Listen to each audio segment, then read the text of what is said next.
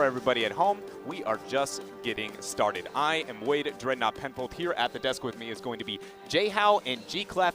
Guys, what are some of your thoughts over that series between Blossom and Tempest? Well, to me, it's just the duration of games. Korea is known for fast, high-octane, high-paced games, but there was the Dragonshire game, post 30 minutes, the back and forth, the tense moments of all that. The games, the length of games, to me, the way that they played that was very different than I think what we're used to from Korea. Yeah, it was an insane game, and Lucio, of course, does not really make too much appearance, but 0% win rate, played 12, 13 times in Korea over phase 1 and 2, but we know why that's 0%, and even Mary Day can't pull it off. Of course, he had some great boots, canceling some amazing skills by his mechanics, but still just not enough to pull that up. That could have been just the 5 games, but a 3-1 victory, of course, for Tempest. Yeah, and I feel like nobody thought that Blossom would be coming in here and putting up the skirmish that we saw them have up against Tempest. And as I said, ladies and gentlemen, we are just getting started because up next is an absolute doozy here. We have the reigning world champions, Gen.G, are going up against their long-standing rival and ex-world champions themselves,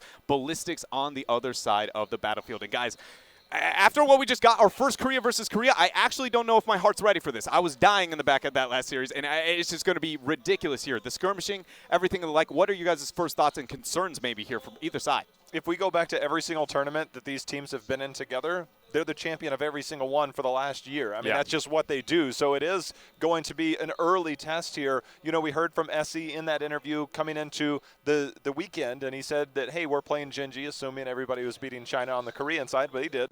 But then it was after that, it's like, it's almost good that we get to play Gen.G early. You get the double elimination bracket. You can obviously drop down. And so for them, I think it's very comfortable because if it is an elimination match, the stakes go up, the blood pressure goes up, the nerves go up. And I think for Ballistics, obviously, they admitted they're still working through some things. So I think this is a good opportunity for them to get it out of the way early. And watching these two teams actually facing one another, G-Clef, the Eastern Clash itself has been so kind of, back and forth. The history here, but it goes a little bit deeper than, the Eastern Clash itself, which I'm sure, you've got some background for us. Ever since HGC started in 2017, their matchup back-to-back, head-to-head history, Genji has 6 wins over Ballistics, and Ballistics only has 6, so that's +1. But if we talk about Eastern Clash only, the previous ones, that Ballistics took back-to-back Eastern Clash, the second one last year, and the one this year, the early one. So they're winning, but the recent rise from the Korean matches only, Korean HGC, Gen.G has been winning 3-0, 3-1. So I think that's a pattern that we can actually see, which can actually carry over to today's game. Yeah, very much could be the case of what we expect to come to light as we're getting things ready here.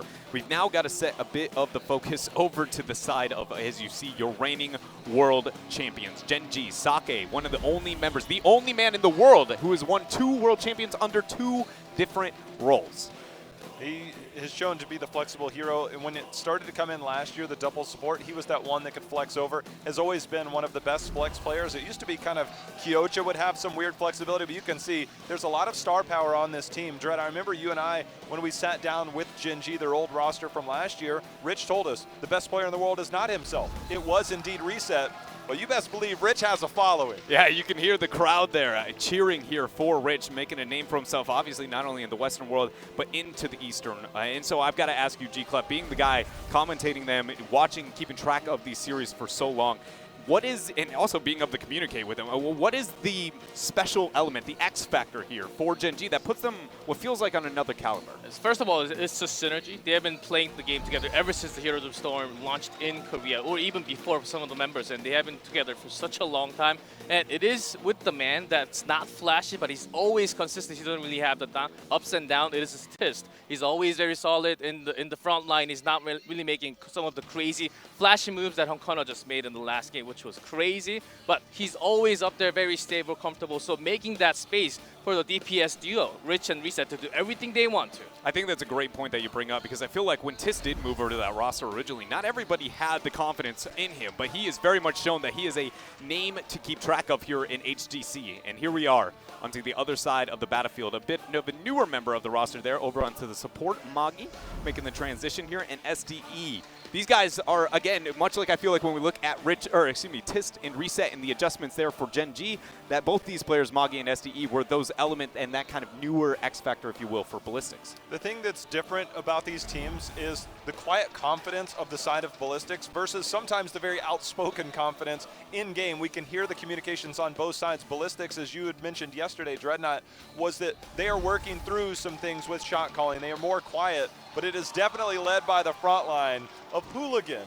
He's bringing up the hype right now. If there is one hype guy on this team, Hooligan has enough for about 3 members, so he's okay. But the real superstar of the team, that's right there, SCSC. Yeah, very successful. Probably, you know, considered one of the best, if not the best Hanzo in the world. Rich might have something to say about that, you know, here and there. But this guy has been an outlier. Statistically, results for Ballistics has just been fantastic, again, since their formation. So now I want to take it here, not to the history. We know the power levels of these teams. We know that we're about to watch some of the best heroes of the Storm that the world can provide right now. But I want to bring it to, what do we expect when it comes to strategy, battlegrounds, things like that? Do you have any, you know, kind of go-to thoughts and concerns for that, Well, there are way too many strategies in the battleground. I don't want to go in deeply yet, but for the drafting style, how they are different, Gen.G, of course, having coached the Noblesse, he's very stable. He wants to maintain control and have balance in the wave clear, how they micro and macro at the same time, so they can't really go have an outliner with the draft. But when we talk about Ballistics, they're the first ones to actually bring some Lunara action, Illidan, and even still Vala with Zarya, which never comes out anymore in Korea. So they are actually willing to experience at the same time with some new picks, which can be their weakness at the same time. So they give some experience in there, in and out there sometimes, and that's going to be the X factor for Ballistics, which can be their strength against Gen.G today. And I think that's a really cool point you bring up, is we often highlight a little bit of Noblesse. You know, we know that, you know, transfer over ex-world champion again with the Ballistic roster. It's a juicy drama, but it's not really drama in the end. It's just a showing the strength of Noblesse as a player. But then when we interviewed them and we asked some of the changes specifically on supports that kind of came in, Gen.G really didn't give us their own interpretation. It was very much Noblesse chooses what we play, and we're going to play that. It wasn't like, what is my opinion? It is for the greater good, and just showing how much confidence they instill in him as a coach here. But Battlegrounds are coming through. Bans from Gen.G going on the Cursed Hollow. Ballistics wanted rid of Volskaya, and we get ourselves the Korean Classic here, kicking it off with Sky Temple. This brings up so many different dynamics. The Abathur, we're up here just trying to dissect everything of like what could possibly come out between these teams before the cameras roll. We'll continue to do that, but it's always fun when we look at these two teams and try and figure out what could they possibly be playing. We know the Abathur Samuro, which has shown up across the world, as you know, it showed up earlier this year and it was wild right here in Korea, and then it started to show up more and more across the regions, but it just brings so much flavor here directly from these two teams. Yeah, that was just one cheese game. Even though Ballistics took the entire series, Gen.G had the wild Abathur Samuro Tracer Karazim, and they just stopped them going back from Harding back home, and they just pushed all the way with all the clones. That did happen. It was one game. But Ballistics, even after that one game, they did not falter, and they just kept on going. They won the series. So that's kind of the strategy that we've seen. But that was the day that Noblesse was sick, so they were able to do whatever they wanted to do. And he's here today, so I don't think that's going to happen. Well, ladies and gentlemen, we are not going to keep you waiting any longer here. Sky Temple is going to be the draft. Gen.G up against Ballistics. Kick things off. I don't think we're going to see ourselves letting a Genji through this draft phase, especially considering Sky Temple and the prowess that both these teams have. But Jimmy Rayner is the first focus there for Gen.G. You know, we get the Genji follow-up, and I really wonder if Gen.G will target maybe that backline, maybe look at something like a Phoenix here. Instead, it's going to be Deckard, and I'm really curious with the opening Jim Rayner ban. That was when we started to see Gen.G. They were under pressure during that triple ban phase when it first came in, Jim Rayner. So the adaptation was not quick for Gen.G during that week number 4 of league play, but still very strong hero. It always makes me wonder, obviously the Phoenix priority is very heavily in favor for both of these teams. And then if Phoenix isn't part of the equation, does Tracer come out despite her nerfs? One thing I did want to bring up a little bit before we get too far into this draft as well is the fact that Ballistics is in fact the second pick here. And for anybody at home who doesn't know, that means that they are the Battleground selector. They have actually only selected the Battleground once so far, only have 2 games played throughout all of Phase 2 for Korea. Whereas when we look at the inverse side there, Gen.G, 4 selections for themselves, 5 games in total. So maybe an attempt to get a draft priority adjustment for Ballistics, I feel like, here by selecting this Battleground. It is also because Gen.G, if they win the first game, they want to snowball that before we go into something like a commercial break or a break in the middle after the game too. They just want to have that Sky Temple game too. I think Ballistics wants to actually have that around, so they chose the map in the case of game 1, so they want to have the control from the beginning before Genji takes anything away from them. Love to be able to see that level of mind games here, kind of coming in through the two teams. A garage selection there for Hooligan on Sky Temple. They do pick up the Phoenix, so, you know, kind of cutting away and get that damage out. Rainer's not going to be there poking and prodding on the other side. But I do have, you know, kind of concerns here on whether or not he's going to have the impact for the team, which we know at LAN to perform, Ballistics need Hooligan to be able to step up. For Gen.G, if it is Rich on that Hanzo, which it generally is, the numbers he puts out are higher than anybody in the world. The amount of damage that he can put out in a short period of time, it doesn't come without some risk, though, that he does like to go. We know Rich likes to be the playmaker, but he has so much protection between the Diablo, a diving Karazim to support that style of play. So look for Rich to make plays, especially around trying to find those walls, find those angles, get into those positions. So we'll see how those plays are made. Junkrat being banned out. We know one thing that Gen.G loves to do, they love to have that Junkrat in that solo lane take care, and then they use the solo lane, and then they aggress towards that solo laner in the top lane or the bottom lane and try and get picks behind walls with their remaining complement. And with the false ban, this is basically calling for a Tychus from SDE. It's basically calling out, we have the Diablo. I know you love to play Tychus, and Falstad was your other option. Banning that out basically means we're ready for that Tychus. SDE might just fall into the trap, or he may actually pull that out and be the one on top of everything else. Really glad that you brought that up, because when I saw that, I originally go, you know, Genji's worried about the macro wave clear control that might be able to happen if this game does snowball out of control, and I expected to see that there within the 4-5, but that's a great point you bring up, kind of limiting that of SDE, a player, when looking throughout his history, I feel like was kind of a lot of people looking at and questioning, can he play this many heroes? As time's gone on, he's proven very much he is a name to keep track of here. I think Li Ming will be one to consider for him in the end of that draft, but first Gen.G, obviously their last 2 picks. Where do we get Reset in all of this? Where do we get that type of damage? And the follow-up instead, they're going to get Li Ming. I think that's a denial towards SDE. They obviously get a strong solo laner in Blaze, but that I think is a direct, obviously Reset is incredibly powerful on that hero, don't get me wrong, but then you start looking at SDE hero pools beyond that, and it does become more limited because you've banned the Falstad. You have a lot of those power picks out of the way. As you said, the Lunara has shown up, but this is Sky Temple. I don't think Lunara excels as well here. So for SD, I am very curious what we get. And I love that rotation as well, because it provides the synergy with Diablo, Karazim, and then having that Li Ming to sit back there and make sure she secures that first initiation of kill, while also denying the opportunity for that possible bunker to come in and, you know, buy that bit of breathing room for Ballistics if they maybe ever would like to move in that avenue. But we do end up getting the SDE Tychus, as we talked about, with the Falstad and the Junkrat removed. It's going to be something that they have to pick up. You know, G-Club brought up an excellent point about that Tychus. I mean, in phase 1, he almost played it to a fault. I mean, it was just so much Tychus. It's like, why not any other hero? And people did start to question. We asked him the other day, he's like, I didn't pick my hero. My team picked it for me. He's like, I want to play other things. He's like, but they made me play so much Tychus. And it is something I think that once that hero pool starts to get limited, the Falstad in particular could have been played on either side. Same for the Junkrat. And then you take all that out of the equation, the Li Ming denied, and now that does leave you with the one hero that we have seen you play the most this year, and Tychus, and I like it here. You have a lot to deal with it. You have the Neosteel coating at 13 to deal with potential blow-up burst damage, but the problem always will be your positioning and how aggressive you can be, because you have that shorter auto attack range. So I think Relentless Soldier at 7 should be something that Tychus should consider to deal with the dive. It was a really interesting draft how they actually banned towards the flex of the team. The Junkrat ban was against Reset, and Gen.G was also targeting SDE, the same flex in both teams. It was really great to see that, which doesn't really happen too much, but because they know each other so well, they're trying to just snipe those heroes out of the draft.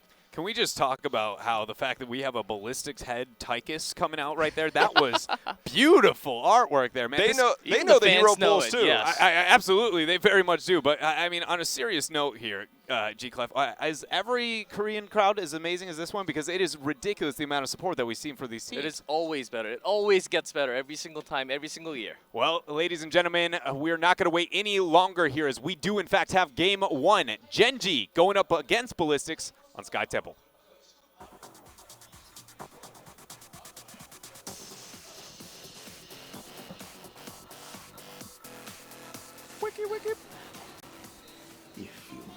We've got Gen.G, the hometown favorites here in Korea. They're going to be on the left in blue. You know the names, you know the faces. We're going to see if they can come out here and get a victory right out of the gate. It's going to be Sake on Karazim, Reset on Li Ming, Rich on Hanzo, Kyocha on Blaze, and Tisk leading the front line on the Diablo. And in red here is going to be Ballistics, where we have Magi on that Stukov, SDE on his Tychus, Jung-Ha on that Urel. Got those assets coming away, or going away, excuse me. We do have Hooligan moving over to that Garrosh. And last up was SC, in fact, on that Phoenixes with Paz coming through here. We even have ballistic glow sticks. I mean, we don't mess around. And when I say we, I mean this crowd. I don't know why I'm taking credit for the greatness that they have, in fact, provided here. But I am just in absolute awe of the support here for the Korean players. And, you know, understandably so with how amazing each and every one of those 10 members on the stage are here. If you got a color for yourself for a glow stick, what color would yours be? That's a good question. Probably purple. It's my favorite color. I can dig it. Well, you know, obviously, and we're trying to get something squared away really quickly. I imagine that maybe some hotkeys, minor issue. Yeah. We'll hopefully have this resolved quickly. But, you know, coming back to things, we'll see. I think we are ready to go back in, if I'm not mistaken. I think we're ready. I believe I got the cue here as we're getting things going. My goodness, it just does not stop there. Look at that Decker. I think we're ready to go into the game. Here we are. There we go. Let's go. 14 seconds deep, but I'm ready for it. So far, not too interesting of a kind of approach to the laning situation. So far, with Ballistics, just minor advantage there. Onto the eye control. Actually, so much so Blaze might have to second guess his positioning on the top half. That was a really good rotation. Not going to threaten to kill anything, but it's a, you know, small advantage there for Ballistics on that top half. Yeah, with these setups, I'm really curious the way that Gen.G, the way the draft unfolded, how they're going to approach it. They love to manipulate the night camps on several maps, soften up those lanes, see if they can get some kills behind that. But more importantly, during that first temple phase, as we started to see more and more metas evolve around that, it was a matter of get that top lane push and then get that first fort of the game, which nets you more overall experience. Reset, nice blink. Yeah, great Right job. And outside of punishment that. coming in on it. Hooligan. Look at that shadow charge coming through along with the flip over. Hooligan trying to kite out. He will. The responsive damage going on to Tiss in first blood here for Ballistics. Diablo's like, hold on, wait a minute, I don't have souls, but you can see SDE coming in. You would wonder why they're so powerful on this hero, but SCSC using that plasma cutter and a follow-up, he's warping forward into that bush. They will look for another invade here. Ballistics coming out. Dreadnought, when I saw Ballistics at Gen.G during their MVP Black Days, in their heyday, the best thing that I ever saw Ballistics do was to just go to Sky Temple and take the fight to Gen.G. Talking about bringing the fight, Sake looking to make that happen. SD actually getting a warp over. Scatter's going to hit him very low. Will Genji actually aggress any farther? End up surviving there, but my goodness, Ballistics, the confidence, the control that they are displaying so far here in this first game, I feel like this is going to be, I dare I say, maybe better than the last series so far. One can only hope, and I don't think we can expect too much worse or better because that first one was insane, and these teams know how to put on a show, so we'll see how this unfolds. But for Ballistics to start out with first blood, get the invade early in the game, and this is one way to make a statement right out of the gate. So for them, that disrupts. Gen.G is, you know, we have certain teams, they ramp up fast, and then certain teams that ramp up slow. The only problem is Gen.G is one of the few teams that ever ramps up fast. And so Gen.G, to disrupt their early momentum in this way, does force them into an adaptation period. They are incredible at any form, any realm of the game, but clearly that takes away one of their strongest traits. And I think the tempo is a very important thing that you do bring up. You know, Gen.G is one of those ones that's very, very fast in their way to approach. Hold on there with that kind of skirmish down below. But Ballistics, if we look at the tempo and cadence of that they performed yesterday, it seemed like they were just in control, waiting, and then they just go, all right, we are going to end this game here. And I feel like that might be something we look for once again. But so far with the first blood, they are starting off things right here. Both teams timing out the night camp perfectly when coming to these temple spawn. We'll see who ends up getting most of these shots. Yeah, the amount of value that you get if you can get that top lane push, it's something that we see a lot in North America and Europe, but here they're going to have that control. The solo laners will hold there for the moment. The most important thing right now is Gen.G holding control of that vision does give them that rotational control if they want to try and sneak around. And right now, Ballistics able to bully them off the mid-temple as Li Ming starting to make her way up. We'll see how this unfolds. Looking to make her way into things as Urel and Blaze kind of slapping one another towards that top. Rich trying to poke and prod there. He's actually going to get that groundbreaker Tist not willing to pull the trigger yet when it comes to the shadow charge. Well, we can see who won that top battle. Urel, she's pretty strong, I hear, but that does give Gen.G an opportunity to move forward as they come in. Level 7 clearly in favor of Ballistics if they can get another structure down, but as more and more starts to fall here, look for Gen.G to try and take this fight. Right now, Ballistics, they're looking to hold point as Hooligan and Tist, the standoff there between the tanks. Who's willing to come in first? It's going to be Hooligan as he gets the flip back. Flip over, but a lot of damage onto Hooligan as well. SDE not able to knock it down there with that minigun and passive use. The rest of the shots now are going to be collected here by Gen.G. A pretty successful first temple phase here for Gen.G. Well, Urel comes down and says, hold on a second, I can hold on to this point. Also got a big old hammer, and there's some grenades. There's going to be the follow-up as we see Magi making plays there on Stukov, continuing to put the lurking arm down, but the weighted pushel and everything. That's going to be Diablo falling again. Dreadnought, only 34 souls still, but post-level 4, it does get easier, but for early Diablo, it's no easy task to survive in these moments. Yeah, and it's important, I think, here that we do highlight that that is not only an early game Diablo problem as much as it is a Tychus post 4 problem. Yeah. SDE on the Tychus has the opportunity to rip through those health bars as long as we do end up seeing that minigun usage. Anytime you see that thing turn red, that means get away as fast as you possibly can there for Tist.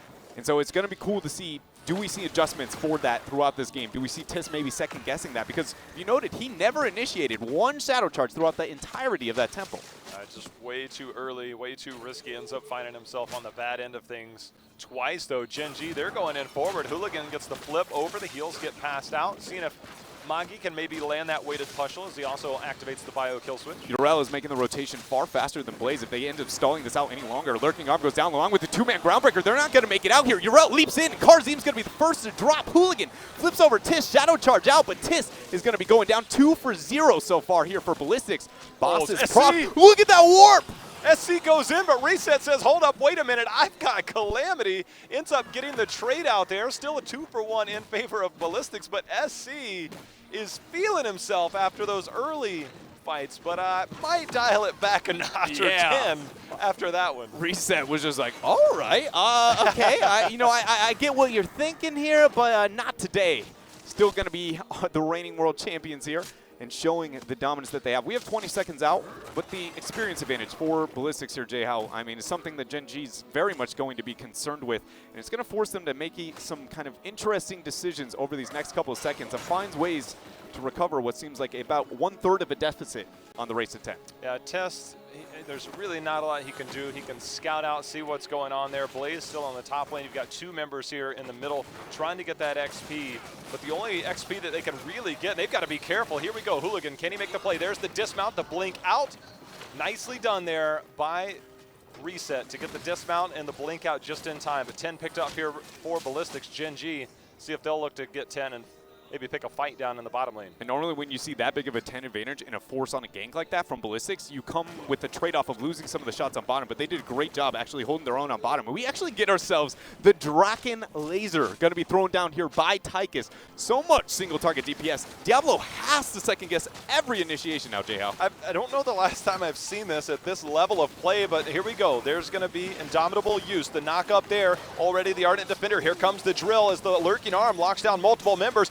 Reset, he's targeted. He's going to be the first to fall, and now we've got the bunker in place, seeing if they can hold. Rich is able to get the natural agility away. Hooligan now in a bad spot, flipping over. 7-sided strike goes down along with the Dragon's Arrow. Jet Propulsion locking down 3 members of Ballistics. Lightning Breath zoning out the rest, but look at this. Young-Ha leaps out and holds his own. SC with the warp. Everybody on Ballistics survives for a little bit there, but Magi ends up dropping Hooligan. Can he make it out? Tis actually gets thrown over the wall, but he will end up focusing the sidewall, maybe able to survive. Young-Ha coming in with that damage. SC not able to get the auto. Oh, the charge out! What is going on? Kyoja comes in, gets the trade out there on that, and we're going to see the continued fight here as we see the Indomitable use with Sake making more and more plays. The warp out just in time. SC able to survive the scatter arrow. Almost gets the takedown, and SC hits him with the spray as he dodges the Sonic arrow and says, not today, Rich. Oh, for a second there, Reset was just a fraction of an inch possibly away to be able to get that without Disintegrate, though, going with the Wave of Force.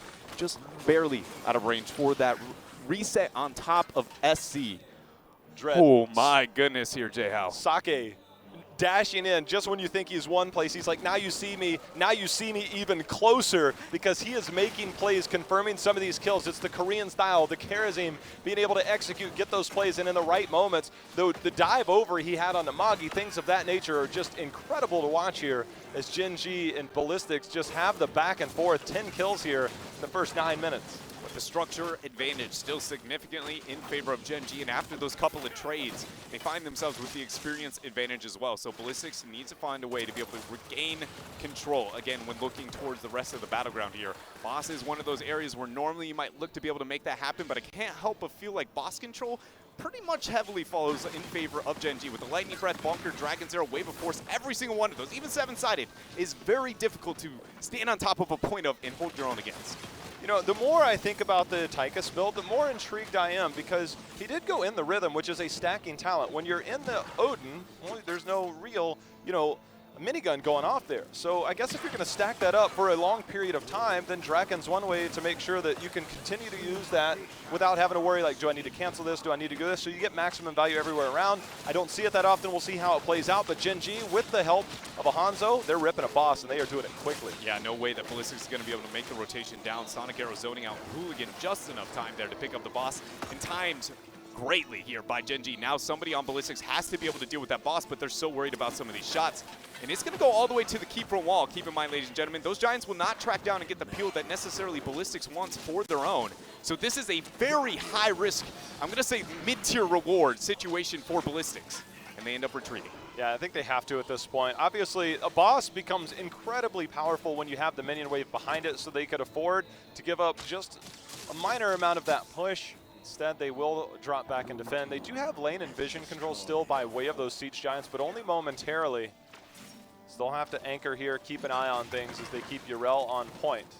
But with Phoenix displaying towards the boss, that means that Gen.G can make a 4-versus-4 rotation down below and make it pretty easily and confidently. Phoenix now has made his way over. SE will end up getting out of fog here and show that this is not going to be the rotation that they want. But because Gen.G has controlled so much on top, they can make the cycle down and force this 5-versus-5 wolf, again, fighting over a shrine in a temple that they want. Here comes Blaze. He's coming down to join the fight. They might get the 5-on fight that they are looking for. Gen.G, they're coming in. They are not afraid to take this. Jongha sitting on his leap, waiting sure, but there's going to be the root. There's going to be the follow-up. The Diablo, he's going to get taunted back in. That's going to be a takedown onto Diablo. And first kill here of the skirmish. Ballistics just ripping apart Diablo. He will come back to life, but Kyocha getting a massive shove into the corner. Jongha trying to track it down. There's no way that Kyocha will end up surviving this. And Tis so far away from being able to join into this skirmish. Ballistics take off the 2 kills, the rest of those shots, and finding a way to gain that control that I was asking them to find a couple minutes ago.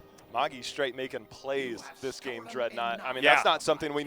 Look, Magi is a great player, a fantastic world-class player, but normally there's just so much coordination, the lead-in from Hooligan, but it seems when you have a Stukov, hey, look, you become a playmaker instantly when you lock in this hero. Magi is living up to the task of saying, look, I'm getting the lockdowns, I'm getting the kills. Guys, just follow my lead, and Hooligan walked right in. That taunt directly after. It was beautifully set up against a stacked Diablo. Yeah, and as you said, it's been through, you know, kind of all stages. That's not just the Magi making the play post-13. Think about the first temple phase. Yeah. That was the 2-man lurking arm into the 2-man groundbreaker that won the skirmish. It was the opening trade for Ballistics, and I completely agree with you. I mean, we know Magi to be a world-class player, but if I was to raise a high, you know, maybe a weak point, the kind of weakest link of Ballistics, he, more often than not, is the name that comes to my mind. So stepping up here for the squad when it absolutely matters against a rival like Gen.G.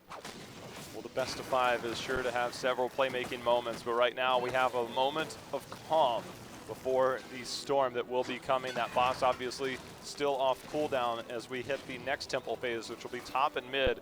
In the experience, only a minor lead here for Gen.G, as both teams will be on the even talent tier as we head into the next temple phase. No Blaze being displayed on the battleground, so Ballistics doesn't know whether or not they can fully commit to that skirmish. Very smart play there. Blaze shows on that bottom lane. That is an easy dive, even without the 16, to try and make something happen, or at least be a bit more confident to force the hand of Gen.G. Now Blaze ridding of the Giants. Hooligan and friends with the 16, questioning if they want to make something happen, but instead back out looking towards the Knights. And this is all about eye control here, J-How. With top and middle being the focus, both teams with 16. Whoever controls vision, more often than not, controls this game.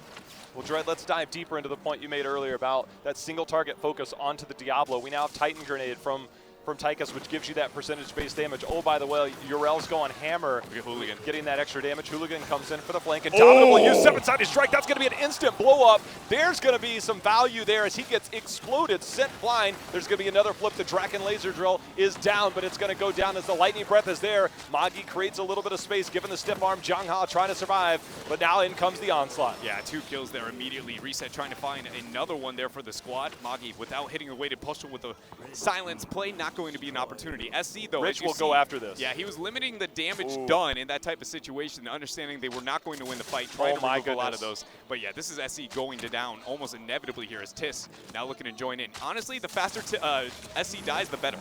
Yeah, that's one of those moments where, hey, you just need to die. I don't know if you needed to try and trade out because there was almost no way. But the minute Rich sees blood in the water, he is going to chase. And that right there, SC, he got some channel value mid. But now, as you said, maybe should have died quicker. You look at the staggered death timers. Urel only 3 seconds away. But it's that Phoenix that's so crucial to all of this as he's still 25 seconds out. And I think the important thing to highlight is actually that decision by SC is a winning decision as long as he has somebody be able to backdoor top in the downtime. Stalling as long as you can was a victory. But he was losing shots on mid, he was losing shots on top, and he was more importantly setting himself time once the shots are gone, which you're looking at exactly now, which now is leading to a boss. I can't help but highlight exactly how drastic of a setback SC dying in that situation was, and more importantly, how slow he died, because he may be able to contest this boss, and now he's not even on the battleground. Yeah, and this right now with the siege camp continuing here, you think about the potential for 1 kill is all it takes. If they get the isolation kill, Gen.G, they're not looking just for a keep, but they could be looking to potentially end game here early. Getting a keep obviously is the biggest win. Look at that minion wave